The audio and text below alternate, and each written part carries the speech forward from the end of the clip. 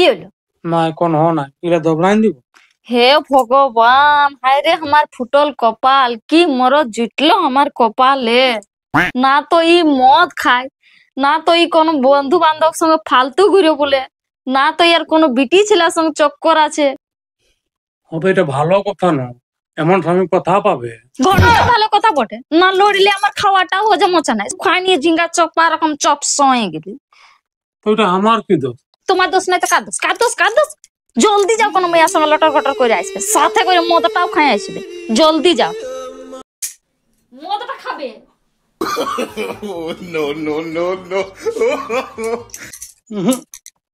এটা অফার নয়, এটা অ্যাটম বম ফুটে না তার আগে সাইরেনটা বটে বের করে নিয়ে যাটা ভাইয়া, সেইটা আমি কি করবো?